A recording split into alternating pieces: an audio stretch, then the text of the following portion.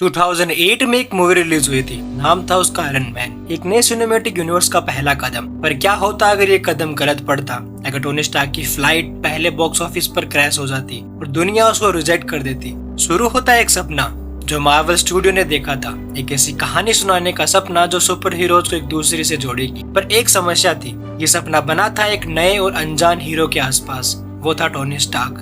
तब तक दुनिया स्पाइडरमैन, बैटमैन और सुपरमैन जैसे सुपर हीरोज को ही जानती थी। टोनी स्टार्क एक ऐसा नाम था जो सिर्फ कॉमिक बुक फैन नहीं सुना था, लेकिन मार्वल ने ये नया रास्ता चुना। रॉबर्ट डाउनी जूनियर एक ऐसा एक्टर जो अपना करियर उस वक्त संभालने की कोशिश कर रहा था, वो बना था टोनी स्टार्क। पर अगर ऑडियंस ने उसे रिजेक्ट कर दिया होता, अगर आयरन मैन थिएटर में शांत रहती, टिकट विंडोज पे सन्नाटा छाया होता। देखो, ये कहानी एक ऐसे फ्यूचर की तस्वीर है जहां आयरन मैन बॉक्स ऑफिस पर फ्लॉप होता है। मार्वल स्टूडियोज अपने सुपर हीरोज का सफर अपने दम पर शुरू करने वाला था, शायद वहीं पर रुक जाता। उस वक्त तो ये सबसे बड़ा रिस्क था, अपनी पूरी लेगेसी के ऐसे हीरो पर लगा देना जिसने को दुनिया अब तक पहचानती भी नहीं है। अगर ये फिल्म फेल होती तो एमसीयू का सपना वहीं पर खत्म हो जाता। फेज 1 जो मार्वल ने सोचा था, थोर, कैप्टन अमेरिका, दी एवेंजर्स, ये सब सिर्फ एक अधूरी कहानी बनकर रह जाता। रॉबर्ट डाउनी जूनियर कमबैक इस फिल्म के साथ आया था, लेकिन अगर ऑडियंस ने उन्हें टोनी स्टार्क के रूप में अगर कभी देखा ही ना होता तो शायद हॉलीवुड वापस उन्हें कभी मौका भी नहीं देता। एक एक्टर जो खुद अपनी जगह ढूंढ रहा था, कभी सुपरस्टार नहीं बनता। सोचो, आरडीजे की वापस हॉलीवुड में वो जगह बनी नहीं पाती जो आयरन मैन के बाद हुई थी। वो चार्म, वो एरोगेंस जो टोनी स्टार्क के कैरेक्टर में था, वो दुनिया कभी महसूस ही नहीं कर पाती। लेकिन ये सिर्फ आरडीजे कहानी नहीं है, सुपर हीरो जेनर का पूरा लैंडस्केप बदल जाता। अगर आयरन मैन फेल होता तो मार्वल स्टूडियोज का विजन कभी पूरा भी नहीं हो पाता। डीसी का सिनेमैटिक यूनिवर्स पहले से और भी पावरफुल हो जाता और सुपर हीरोज की दुनिया डीसी के हीरोज के साथ चलती।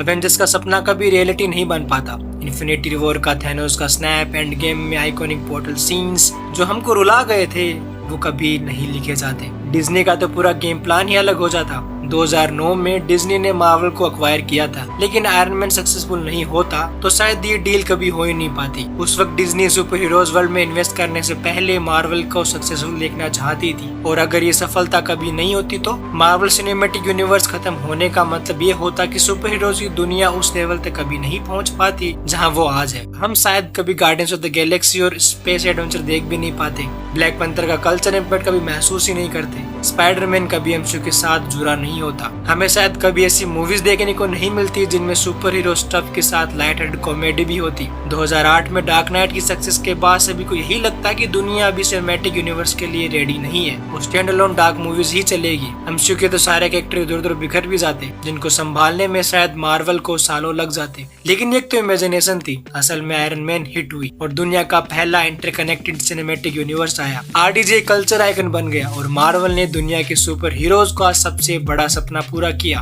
तुम, मैं और हम सब इस यूनिवर्स का हिस्सा हैं, जिसे एक मूवी ने शुरू किया था, आयरन मैन ने। लेकिन अगर ये फ्लॉप होता तो शायद सपना कभी आंखों तक नहीं पहुंच पाता। एक सपना था जो सच हो गया। मार्वल जो एक छोटे से पैनल पे शुरू हुआ था, कॉमिक्स के पेज पर छपी हुई कहानियां थी जो हमारे सपनों को नया रंग देती। लेकिन जब ये सपना बड़ी स्क्रीन पर पहुंचा तो वो सिर्फ कहानियां नहीं रही, ये हमारी दुनिया बन गई, जहाँ सुपर हीरोज की जीत हमारी जीत है और उनकी हार हमारी आंसू में दिखाई देती है। दूसरी तरफ रॉबर्ट डाउनी जूनियर का सफर एक इंसान का सफर है जो अपने अंधेरे में खो गया था, लेकिन उसने खुद को ढूंढ निकाला। टोनी स्टार्क सिर्फ एक एक्टर नहीं था, वो आरडीजे की अपनी जिंदगी का एक रिफ्लेक्शन था। जैसे टोनी ने अपना दिल दिया दुनिया बचाने के लिए, वैसे ही आरडीजे ने अपनी जान डाल दी अपने काम में और दुनिया को दिखाने के लिए कि एक गलती से आपकी जिंदगी डिफाइन नहीं होती है। अगर आप टैलेंटेड हो, आप में कुछ कर गुजरने की क्षमता है, तो आप एक डायरेक्ट एडिट से हाईएस्ट पेड एक्टर भी बन सकते हो। आयरन मैन सिर्फ लोहे का बना एक सूट नहीं है, वो एक इंसान का एक हौसला है जो अपने सबसे बड़े दुश्मन खुद ईगो से लड़ रहा है। टोनी स्टार्क ने हमें वो सिखाया कि हीरो बनने के लिए परफेक्ट होना जरूरी नहीं है, बस दिल होना चाहिए। एक दिल जो सबके लिए धड़कता हो, चाहे खुद का सफर कितना ही मुश्किल क्यों ना हो। आई एम आयरन मैन से लेकर आई लव यू 3000 तक टोनी का हर पल हमारे दिलों में हमेशा के लिए बसा रहेगा।